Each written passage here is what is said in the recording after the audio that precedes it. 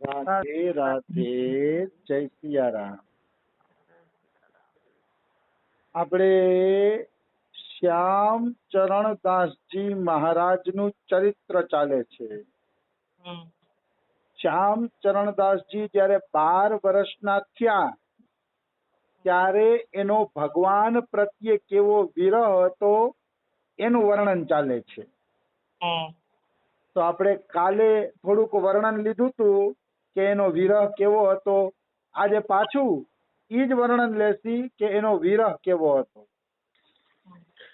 બરસ 12वा પરબલ હુઆ, હરિબિન ઓર સુહાય ન દુઆ. જ્યારે 12મું વર્ષ પૂરું થયું શ્યામ ચરણદાસજી મહારાજને, ત્યારે હરિ વગર એને બીજું કાંઈ ગમતું નહીં. 12 વર્ષની ઉંમરમાં એનો આ પ્રકારનો વિરહ હતો કે ભગવાન સિવાય એને કાંઈ ગમતું નહીં. રોમ રોમ હી સુ અતિ પાગે, પ્રભુ કે ધ્યાન રહે નિત લાગે. રોમે રોમથી એને એક જ અવાજ આવતો કે મને પ્રભુ ક્યારે મળે, પ્રભુ ક્યારે મળે. આજે જ અમારા બાબા એમ કહેતા હતા કે માળા કરી લેવી કે સેવા કરી લેવી કે આ તે, એ બધું સાધન એટલું બધું મહત્વનું નથી જેટલી મહત્વની છે આ માર્ગ ઉપર વ્યાકુળતા. અમારા બાબા કહેતા હતા વ્યાકુળતા જેટલી વધશે ને એટલા જ તમે તીવ્રતાથી ભગવાનની નજીક પહોંચી શકશો. વ્યાકુળતા વધારો, વ્યાકુળતાની આ માર્ગ ઉપર અતિ આવશ્યકતા છે. તમારી અંદર વ્યાકુળતા હોવી જોઈએ. તો કહેવાનો ભાવ શું છે કે વ્યાકુળતા સાધન કરતા મોટી છે. કારણ કે સાધનની અંદર તો આપણે એવું ભાન છે કે આટલી માળા કરવાની છે, આટલી આ ભક્તિ કરવાની છે, આટલી સેવા કરવાની છે, આટલી ઠાકોર સેવા કરવાની છે, એનું બધાનું ભાન છે. પણ વ્યાકુળતામાં તો સાધકને દિવસ રાતનું પણ ભાન રહેતું નથી. ક્યારે ભગવાન મળે, ક્યારે ભગવાન મળે. એ વિરહની અંદર એને ખબર પણ નથી રહેતી કે ક્યારે દિવસ થઈ ગયો, ક્યારે રાત થઈ ગઈ, એ કાંઈ એને ખબર પણ હોતી નથી. આવી વસ્તુ છે, આવી વ્યાકુળતાની કિંમત છે. એમાં સાધક પોતાની જાતને પણ ભૂલી જાય છે ને, એટલે ભગવાન જલ્દી મળી જાય છે. તો આ ચરણદાસજી મહારાજ પ્રભુના ધ્યાનમાં ડૂબેલા રહેતા અને વ્યાકુળતા પૂર્વક ડૂબેલા રહેતા. ચલત ફિરત વહાઈ મન રાખે, શ્યામ મિલન બિન ઓર ન ભાખે. હાલતા ચાલતા એને પોતાનું મન કૃષ્ણમાં જ રાખ્યું હતું. મતલબ જરૂરી નથી કે આસન ઉપર બેહીને જ કૃષ્ણમાં મન રખાય. જરૂરી નથી. હાલતા ચાલતા ઉઠતા બેસતા પણ જો કોઈનું મન કૃષ્ણમાં લાગેલું હોય તો એ અતિ સુંદર છે. શ્યામ ચરણદાસજીને હાલતા ફરતા ઉઠતા બેસતા મન એનું કૃષ્ણમાં જ લાગેલું રહેતું અને બીજું કાંઈ ને દેખાતું જ નહીં. કૃષ્ણ ક્યારે મળે એ એક જ વસ્તુ દેખાતી. આની અંદર વચ્ચે આપણે એક દ્રષ્ટાંત જેવું લઈએ તો રાધા બાબાને આવી વ્યાકુળતા થઈ હતી. ગીતા પ્રેસ ગોરખપુરની અંદર રાધા બાબા કરીને સંત થયા છે. એ રાધા બાબાને આ પ્રકારની વ્યાકુળતા થઈ હતી. એક વખત એને હનુમાન પ્રસાદ પોદારને કીધું રાધા બાબાએ કે મને કૃષ્ણ દર્શનની વ્યાકુળતા જાગી ગઈ છે, કૃષ્ણ દર્શન થાય એવી કૃપા કરો. તો હનુમાન પ્રસાદ પોદાર કહે છે કે ભજન કરો, ભજન કરતા કરતા તમને ભગવાનના દર્શન થઈ જશે. તો કે ના ના પોદારજી, તમે મહાપુરુષ છો, કે કાંઈક કૃપા કરો, કાંઈક એવી વાત કરો કે જેથી મને જલ્દી કૃષ્ણ દર્શન થઈ જાય, કૃષ્ણ પ્રેમની જલ્દી પ્રાપ્તિ થઈ જાય, એવું કાંઈક તમે કરો. ત્યારે હનુમાન પ્રસાદ પોદાર કહે છે તો હું તમને એક લેખ વાંચવા આપું છું, એ લેખ તમે વાંચો. તો કે ઠીક છે. એ લેખનું નામ હતું પુરુષોત્તમ અને એ પદ્મ પુરાણનો લેખ હતો. અને શિવજી ભગવાન કૃષ્ણના વૃંદાવનમાં સાક્ષાત દર્શન કરે છે, એ લેખમાં એ વર્ણન હતું કે શિવજીને કૃષ્ણના દર્શન અને શિવજી કૃષ્ણને યુગલ મંત્ર આપે છે, એ બધું વર્ણન એ લેખની અંદર હતું. તો રાધા બાબા રાજી થઈ ગયા કે પોતાજીએ મને કંઈક વાંચવા આપ્યું. અને પછી એ લેખ વાંચવા માંડ્યા રાધા બાબા. તો એ લેખ વાંચવા માંડ્યા ને તો વાંચતા વાંચતા એમાં આવ્યું શિવજી એમ કહે છે કે વૃંદાવનમાં આજે પણ કૃષ્ણ લીલા ચાલુ છે. વૃંદાવનમાં આજે પણ રાધા કૃષ્ણની અને ગોપીઓની રસમય લીલા ચાલુ છે, પણ ભાગ્યશાળી ભક્તને એના દર્શન થાય છે.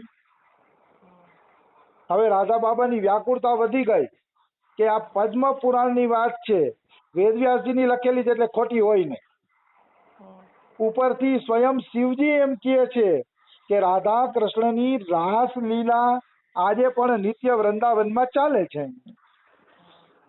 આજે પણ નિત્ય વૃંદાવનમાં એ રાસલીલા ચાલે છે. એટલે શિવજી બોલે એ ખોટું ન હોય. તો શિવજી બોલે છે, શાસ્ત્ર એમ કે રાસલીલા હાલે છે અને મને દેખાતી નથી, મને એ રાસલીલા દેખાતી નથી. એનો અર્થ એમ છે કે મારામાં જ કંઈક દોષ છે. તો એને એટલી વ્યાકુળતા વધી ગઈ ને સાધન ભજન છૂટી ગયું. બસ એક જ તાલાવેલી હતી કે મારામાં એવી શું કમી છે કે મને ભગવાનની રાસલીલા દેખાતી નથી. એવી શું કમી છે મારી અંદર કે હું ભગવાનના રાસ વિલાસના દર્શન નથી કરી શકતો. એવી એના મનમાં વ્યાકુળતા જાગી ગઈ રાધા બાબાના મનમાં. તો 2 દી સુધી એને અંજળ ન લીધું. 2 દી સુધી અંજળ લીધા વગર પડ્યા રહ્યા. તો ત્રીજે દિવસે એને સાક્ષાત રાધા કૃષ્ણની લીલા દેખાવા માંડી. ત્રીજે દિવસે સાક્ષાત લીલા દેખાય છે. એ લીલા દેખાવાનું કારણ જ હતું એની વ્યાકુળતા એવી થઈ ગઈ હતી કે ભાઈ શિવજી ને બધા લીલા દર્શન કરે છે અને હું જ દર્શન નથી કરી શકતો. તો એવું શું છે મારામાં કમી કે હું દર્શન નથી કરી શકતો. અને પછી એને લીલાના દર્શન થયા. આ ભગવાનની કૃપા. મતલબ વ્યાકુળતા હોય ને તો બધું થઈ જાય છે. અને વ્યાકુળતાનું એક લક્ષણ છે, તમારા બાહ્ય બધાય સાધન છૂટી જશે. બાહ્ય જેટલા સાધન છે એટલા છૂટી જશે. બાહ્ય સાધન પછી તમને માળા લેવી કે આ તે કઈ ગમશે નહીં, ત્યારે વ્યાકુળતા ઉત્પન્ન થશે. જેવી રીતે કોઈ માનો જુવાનો દીકરો મરી ગયો હોય અને એની વ્યાકુળતા એવી હોય કે પછી એને ખાવા પીવાનું રાત દિવસનું કઈ ભાન નહીં રહે, કારણ કે ઈ ઓલા વ્યાકુળતામાં પડ્યા છે. એવી રીતે ભગવાનને મળવાની વ્યાકુળતા થાય ને ત્યારે જીવ રાત દિવસ બધાયનું ભાન ભૂલી જાય છે, નિશ્ચિત ભૂલી જાય છે. એમાં કોઈ એટલે કોઈ પણ પ્રકારની શંકા નથી. આવી વસ્તુ છે. તો શ્યામચરણદાસજી મહારાજ પણ ચલત ફિરત વહાય મન રાખે, શ્યામ મિલન બિન ઓર ન ભાખે, લાગા નેહ દેહ સુધ નાહી, ખાન ઓ પાન સબે બિસરાહી. એને એવો કૃષ્ણનો પ્રેમ થઈ ગયો છે કે ખાન પાન બધું ભૂલી ગયા છે, શરીરની પણ એને શુદ્ધિ નથી. એવી એની સ્થિતિ થઈ ગઈ છે. ખાવા પીવાનું ભાન પછી રહેતું નથી. અમારા સદગુરુદેવ ભગવાન કહેતા કે અમારા દાદા ગુરુ છે તીનકડી ગોસ્વામી, એ તીનકડી ગોસ્વામીને જમવાનું ભાન ન હોય. એવા ધ્યાનમાં ડૂબતા જમવાનું ભાન ન હોય કે બપોરના 12 વાગે ને એટલે હું કહું, અમારા બાબા કે હું કહું, બાબા 12 વાગી ગયા છે, ચાલો પ્રસાદ લઈ લ્યો. તો તીનકડી બાબા શું કહેતા ખબર છે, બેટા એક માળા પૂરી કરી લઉં, માળા પૂરી કરીને પ્રસાદ લઈ લઉં. તો માળા તો નીચે પડી ગઈ હોય અને તીનકડી બાબાનો ખાલી હાથ હાલતો હોય. તો માળા નીચે પડી ગઈ હોય ને હાથ હાલતો હોય તો એ માળા કેદી પૂરી થાય? પછી અમારા બાબા કે કહું ફૂમકું હાથમાં લઈને ફૂમકું હાથમાં આપું અને પછી કહું, દેખો બાબા સુમેરુ આ ગયા, અબ પ્રસાદ પાલો. बाबा के अच्छा सुमेरु आ गया, चलो पा लेते हैं थोड़ा सा. तो आंख तो બંધ જ હોય, આંખ ન ખોલે. તીનકડી બાબા અમારા દાદા ગુરુ આંખ ન ખોલે અને મોઢું ફાડે કે હાલો જે કઈ પવડાવવું હોય એ પવાવી દો. એટલે એનું ધ્યાન તો ચાલુ જ હોય, આંખ બંધ હોય. તો અમારા બાબા કે હું મુશ્કેલથી અડધો વાટકો એને સાબુદાણા ખવડાવી શકતો હોય. અડધો વાટકો સાબુદાણા ખવડાવું ને ત્યાં તો પાછા ભજનમાં બેસી જતા, પાછી માળા લઈ લેતા. અડધો વાટકો તો માન સાબુદાણા ખાતા. મતલબ નહોતું ખાવા પીવાનું ભાન કે નહોતું શરીરનું ભાન. આપણે રાતના 12 વાગે એમ કહે ને બાબા बाबा रात ना 12 वागी क्या है सुई जाओ, तो कहा हट दिन के 12 बजे क्या मैं कभी सोता हूँ कि એને ઈ નહોતું ભાન અમારા દાદા ગુરુ ને કે રાતના 12 વાગ્યા છે કે દિવસના 12 વાગ્યા છે, એનું ભાન નહીં. બાબા એમ કે રાતના 12 વાગ્યા હુઈ જાઓ, તો અમારા દાદા ગુરુ ચિનકડી બાબા એમ કે દીના 12 વાગે હું હૂતો નથી કે રાતના નીંદર કરાય કે દિવસના થોડું હુવાય સાધકને. સાધકને દિવસના સૂવું જોઈએ નહીં. આ હું હોઈ જાઉં છું પણ આ નિયમ તો એવો છે કે દિવસના નિંદ્રા કરવી ને સાધકો માટે યોગ્ય નથી. પણ શું કરવું, આપણા આ શરીર છે ને એ હરામના હાડકા થઈ ગયા છે. આ શરીર છે ને આપણે ઓલું લાડલું બનાવ્યું હોય ને એટલે આ પછી વિશ્રામ માંગે. અમારા બાબાના આશ્રમમાં બપોરે કોઈ ન સુવે હો. 12 વાગે કીર્તન ચાલુ થાય, 3 વાગે પૂરા થાય, 3 વાગે ભોજન લઈએ ત્યાં અમારા બાબા ભેગા બધા પરિક્રમામાં હાલતા થઈ જાય. અમારા બાબાના આશ્રમમાં કોઈને બપોરે સુવાની છૂટ નથી.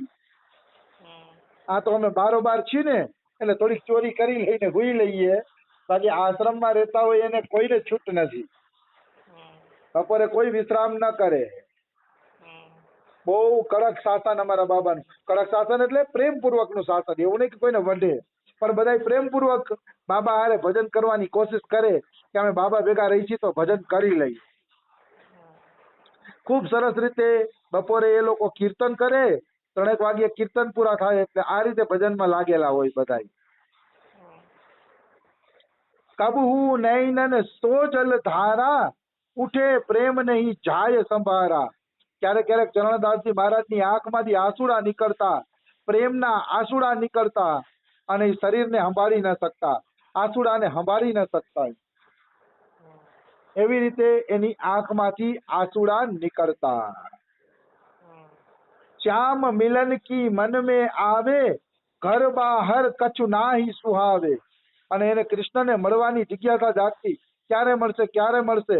ન ઘરે ગમે કે ન બહાર ગમે, મતલબ ઘર બહાર ક્યાંય એની મમતા જ નહોતી લાગતી. એમ એને ક્યાંય ગમે જ નહીં. બહારે જાય તો વ્યાકુળતા, અંદર જાય તો વ્યાકુળતા. કોઈ માણસ બહુ ચિંતામાં આવી જશે ને તો એ બગીચામાં જશે કે પિક્ચર જોવા ગમે યા ફરવા હરવા જશે ને તો એના મનને શાંતિ નહીં હોય ચિંતાના કારણે. એવી જ રીતે જેને ભગવાનનો વિરહ પ્રગટ થઈ જાય છે એને ઘરે કે બારે પછી ક્યાંય શાંતિ રહેતી નથી. ઘરે શાંતિ નથી રહેતી ને બારે શાંતિ નથી રહેતી ને એને ક્યાંય મતલબ સુખ મળતું નથી. ક્યાંય સુખ મળતું જ નથી એવી એની જિંદગી બની જાય છે.